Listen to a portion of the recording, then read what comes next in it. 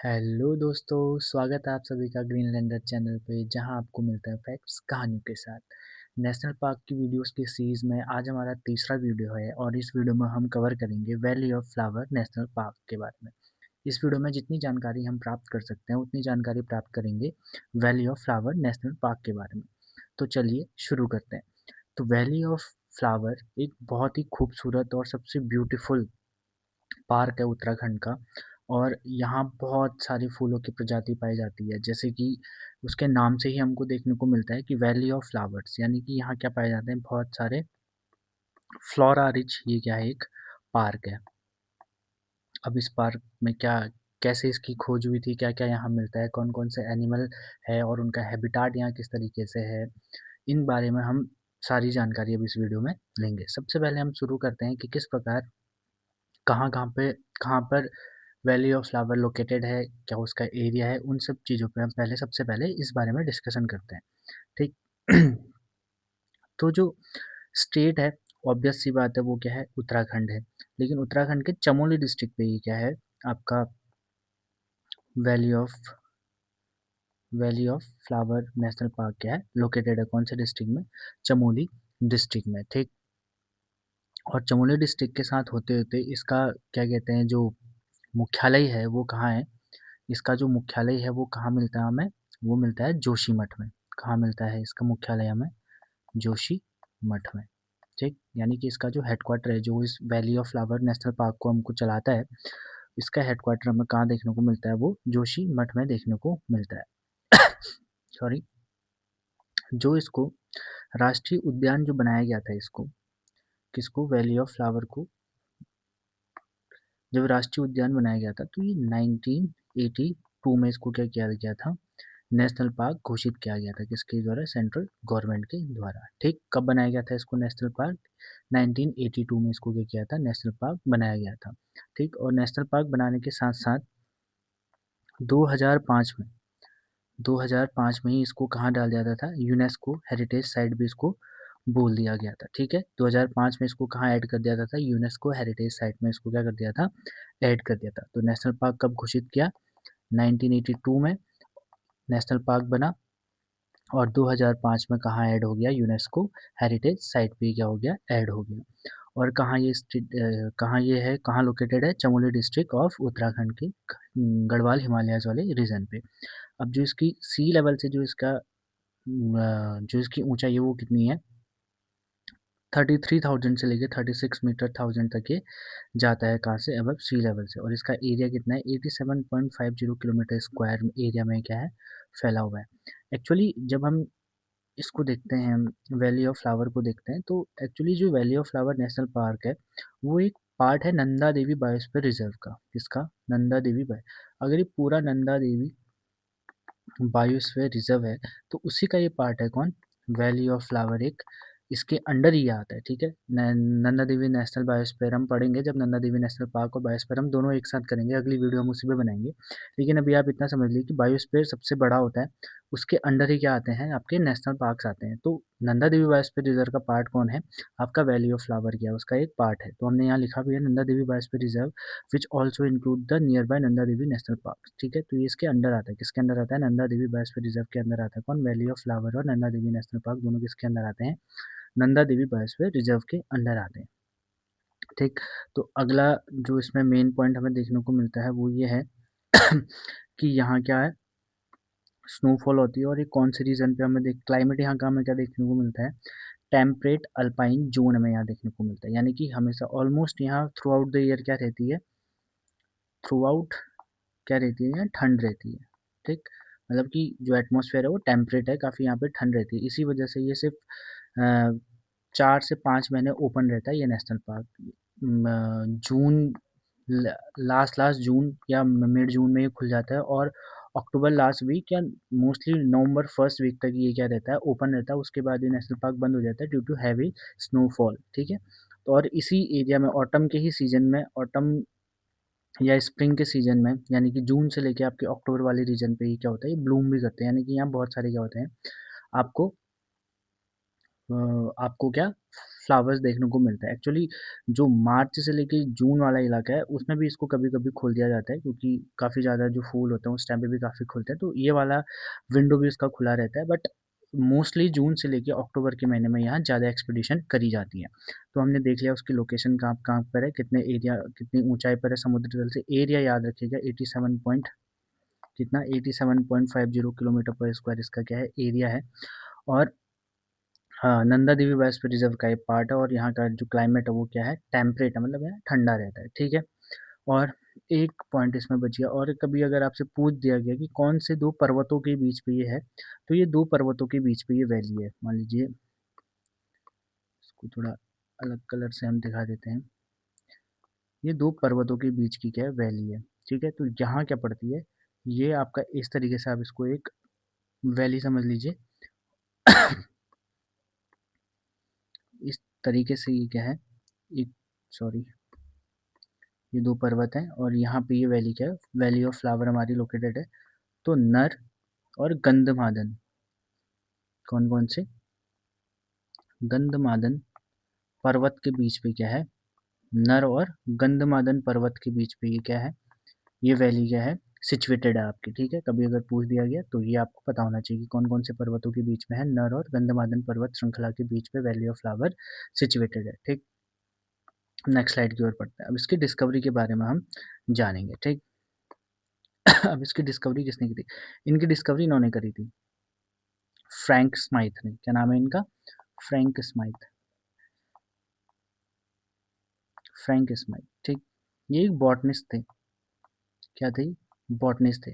देखिए ये करने क्या आए थे यहाँ, ये एक्चुअली तीन लोग थे, जो ये तीन लोगों का नाम यहाँ पे लिखा गया है, Frank S Smythe, R L Holdsworth और एरिक सिम्पटन, ठीक है। ये तीनों क्या आए थे, ये तीनों आए थे आपका एक्सपीडिशन करने, वो भी कहाँ, कामेट पर्वत, कौन सा पर्वत, कामेट पर्वत को क्या करने आए थे ये, एक्सपीडिशन पे आए थे, कामेट पर्वत को समिट करने आए हुए थे, ठीक है। तो कामेट पर्वत तो उन्होंने सक्सेसफुली क्या कर लिया, समिट कर लिया, वहाँ से ये चढ़ के आ गए। लेकिन ये कामेट कामेट पर्वत one of the highest peaks of Uttarakhand में से एक है, ठीक है। तो जब कामेट पर्वत से नीचे डिसेंड कर रहे थे, तो ये ना अपना बद्रीनाथ को ये जा रहे थे, ठीक है, कामेट की ओर से। तो ना ये अपना रास्ता भटक गए, ये लोग क्या कर गए, अपना रास्ता भटक गए, और चलते चलते चलते चलते कहाँ पहुँच गए, वैली ऑफ फ्लावर के बीच में पहुँच गए, यानी कि नर और गंधमार्दन पर्वत के बीच वाले इलाके में क्या कर गए। अब ऐसा तो है नहीं कि 1931 में ही हमने वैली ऑफ फ्लावर को डिस्कवर किया, ये तो एक जब आदमी गए तो डॉक्यूमेंटेड हुआ कि 1931 पे क्या है, वैली ऑफ फ्लावर हमको देखने को मिल रहा है। लेकिन उससे पहले भी तो ये एग्जिस्ट करता होगा, उससे पहले एग्जिस्टेंस में ये माना जाता है कि यहाँ बहुत कम लोग जाते थे, ड्यू टू वहाँ हमेशा 7-8 मंथ तक क्या रहती थी, स्नो रहती थी। तो कुछ शेफर्ड थे जो अपनी बकरियाँ वकरियाँ वहाँ लेके जाते थे। और अगर हम हिस्टोरिकल और भी ज़्यादा माइथोलॉजिकल जाए तो इसको बोला जाता था तपोवन, तपोवन की भूमि बोला जाता था। यानी कि यहाँ क्या आते थे, बहुत ऋषि मुनि आते थे, पीस होने के कारण यहाँ उनको तप करने में क्या मिलता था, काफ़ी ज़्यादा हेल्प मिलती थी, ठीक है। इसी वजह से, और स्कंद पुराण में इस जगह को क्या बोला गया है, स्कंद पुराण में, स्कंद पुराण में इस जगह को बोला गया है अलकापुरी। क्या बोला गया है, अलकापुरी बोला गया है। कौन से पुराण में, आपका स्कंद पुराण में। तो हिस्टोरिकल सिग्निफिकेंस को हमको बहुत पहले से मिलता है, लेकिन 1931 में, कब, 19 1931 में फ्रैंकलिन स्माइथ जब कॉमेट सबमिट कर रहे थे, तो वहाँ से नीचे आते हुए रास्ता भटक गए और कहाँ पहुँच गए, वैली ऑफ फ्लावर में पहुँच गए। तो जब ये वैली ऑफ फ्लावर में पहुँचे तो ये बड़े आश्चर्यचकित हो गए। क्या कहते हैं कि मतलब इतने ज़्यादा इन्होंने वहाँ फूल देखे कि ये कह रहे कि इतने ज़्यादा फूल, इतना रिच बायोडाइवर्सिटी होने के बाद भी ये अनएक्सप्लोर्ड कैसे रह गया ये इलाका। तो तब इन्होंने यहाँ से क्या किया, कम से कम 2500 से ज़्यादा इन्होंने क्या यहाँ पे क्या करा, आपका फ्लोरा के क्या लिए सैंपल लिए, और जिनमें से वो 250 से प्लस अधिक प्रजातियाँ कहाँ ले गए अपने साथ, अपने देश विदेश को ही ले गए, ठीक है। तो ये हमें देखने को मिलता है किसके बारे में, फ्रैंक स्माइथ के बारे में, कि किस तरीके से उन्होंने किसको खोजा, वैली ऑफ फ्लावर को खोजा। ये क्या करने आए थे, कामेट पर्वत को चढ़ने आए थे, जिस वजह से जब ये डिसेंड कर रहे थे तो वहाँ ये अपना रास्ता भटक गए, और भटकते भटकते कहाँ पहुँच गए, आपके वैली ऑफ फ्लावर में पहुँच गए। वहाँ के फूल देख के बड़े आश्चर्यचकित हो गए, और तब इन्होंने डॉक्यूमेंटेड करा कि एक जगह भी यहाँ पे क्या है स्टैब्लिश ये जो सॉरी जो वैली ऑफ फ्लावर है एक ऐसी जगह भी है जहाँ इतने सारे फूल ब्लूम करते हैं एक साथ, और वहाँ इन्होंने क्या किया, 2500 से ज़्यादा प्रजातियों को खोजा और उसमें से 250 से अधिक प्रजातियाँ अपने साथ ले गए। ठीक, उसके बाद यहीं पे इनकी कहानी खत्म नहीं होती है। उसके बाद ये आते हैं वापस कब, 1937 में। कब, 1937 में ये आते हैं वापस कहाँ, वैली ऑफ फ्लावर में, और तब वहाँ लिखते हैं द वैली ऑफ फ्लावर नामक बुक।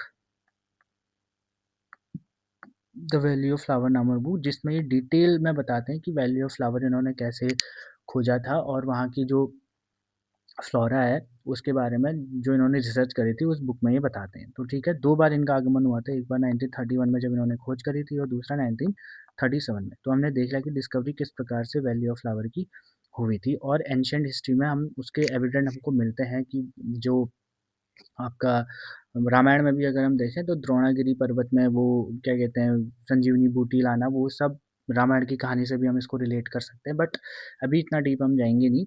तो इसलिए बस एक हमारे लिए ये इंपॉर्टेंट है कि स्कंद पुराण में इसको क्या बोला गया है, अलकापुरी बोला गया है। ठीक और यहाँ पहले क्या होता था, शेपर्ड्स लोग जाते थे और तपोभूमि इसको बोला जाता है, क्योंकि पीस होने के कारण यहाँ क्या मिलता था, बाबाओं को क्या मिलता था, पीस मिलता था। तो इस वजह से यहाँ क्या करते थे वो लोग, अपनी तपस्या वस्या करते थे। तो इस वजह से इसका हमको हमारा माइथोलॉजिकल और हिस्टोरिकल बैकग्राउंड पहले से देखने को मिलता है। बट 1931 में क्या हुआ, डॉक्यूमेंटेड हो गया बाय फ्रैंक एस स्माइथ द्वारा, क्या होगा, डॉक्यूमेंटेड होगा कि एक वैली ऑफ फ्लावर जगह भी है जहाँ क्या होता है, बहुत सारे फूल एक साथ ब्लूम करते हैं। ठीक, तो इस तरीके से हमने इनकी डिस्कवरी के बारे में देख लिया। ठीक, हम नेक्स्ट स्लाइड की ओर बढ़ते हैं। अब जो मेन इंपॉर्टेंट हमारा फीचर आता है कि यहाँ कौन कौन सी रिवर बहती है। ठीक, कौन कौन सी यहाँ रिवर बहती है। जो मेन रिवर है यहाँ की वो है पुष्पावती रिवर। इसके अलावा आपको कुछ भी याद नहीं रखना है। ठीक, कि जो main river valley of flower से रिलेटेड कभी भी आपको अगर रिवर देखने को मिलेगी तो आप हमेशा आंसर करेंगे पुष्पावती रिवर। और पुष्पावती रिवर जो निकलती है वो कामेट पर्वत से ही क्या नहीं है, निकलती है। कामेट पर्वत से होते हुए आपके कहाँ आती है, वैली ऑफ फ्लावर को फुल्ली फेड करते हुए फिर निकल जाती है। उसके बाद जो लक्ष्मण गंगा है वो पुष्पावती की क्या है, ट्रिब्यूटरी है। ठीक, लक्ष्मण गंगा क्या है, उसकी ट्रिब्यूटरी है, जो कि ये हमने लिखा है। और ये घाघरिया एक जगह पड़ती है, आप यहाँ देख सकते हैं। इधर कहीं ये क्या होते हैं, मिलती है। और यहाँ भी देख भी सकते हैं लक्ष्मण टेम्पल गुरुद्वारा पुष्पावती रिवर इधर है। और ये आपका फिर जाते हुए इधर जाती है तो आपको कहीं लक्ष्मण गंगा भी दिखाई देगी।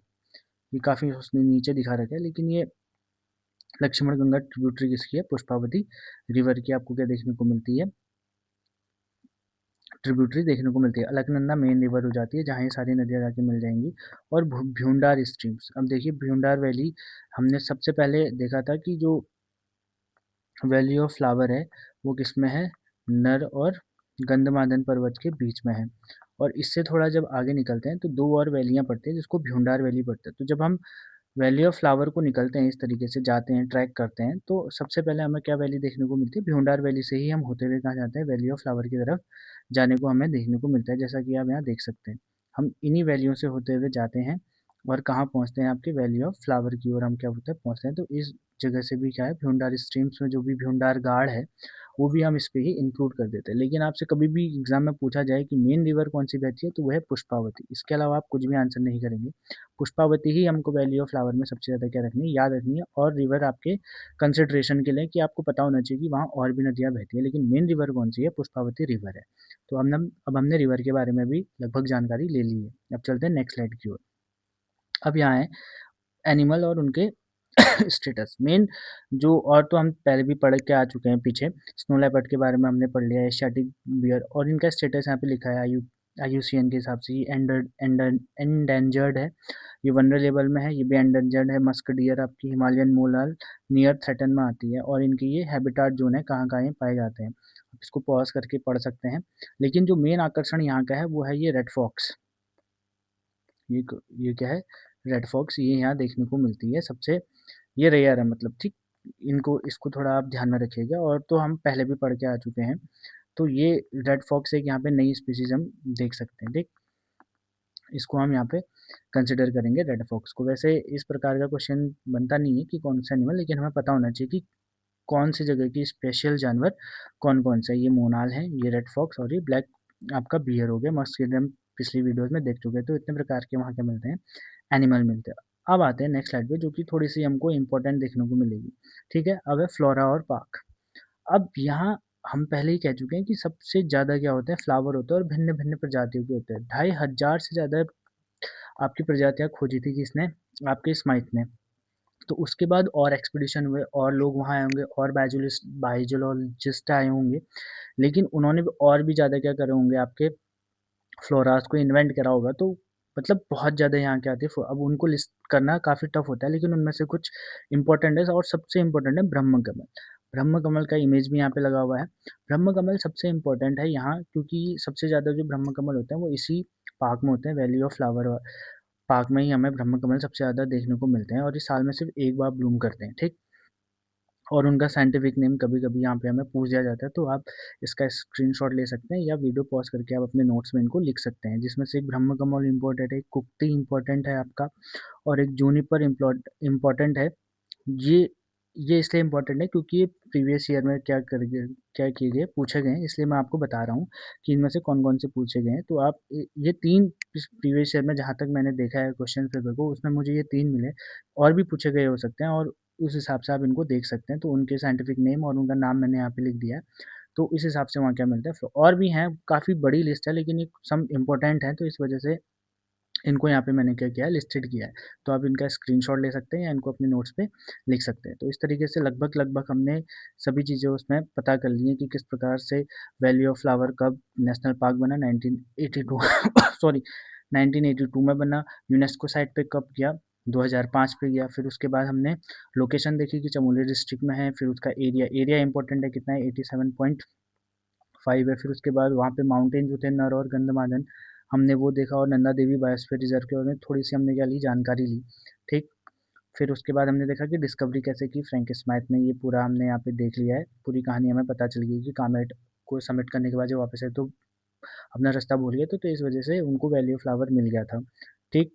उसके बाद हमने देखा कि रिवर कौन सी बहती है और रिवर में आपको इंपॉर्टेंट चीज़ याद रखना है सिर्फ पुष्पावती को, ठीक है। उसके बाद जो भी रिवर आती है वो उसके सराउंडिंग में वहाँ बहती हैं। फिर उसके बाद हमने देखा एनिमल में हम पिछली वीडियोज़ में जो भी हमने नेशनल पार्क के देख रखे उसमें लगभग सारे, स्नो लेपर्ड हमने देख लिया, एस्लेटिव मस्क डियर देख लिया, स्लिप भी हो गया, एक इसमें फॉक्स, रेड फॉक्स और भराल भी हम पहले देख चुके हैं और भराल यहाँ भी मिलते हैं, ठीक है। भराल काफ़ी मात्रा में यहाँ भी हमको देखने को मिलते हैं, ठीक है।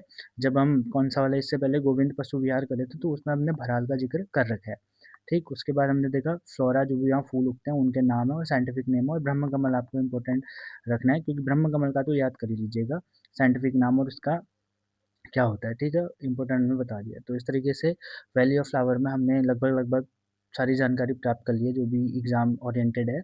तो अगर यदि कोई गलती हुई हो तो क्षमा प्रार्थी हैं। तब तक के लिए थैंक यू सो मच। जल्दी मिलेंगे अगली वीडियो में, तब तक आप रिवीजन करते रहिए और बने रहिए हमारे साथ। Thank you so much.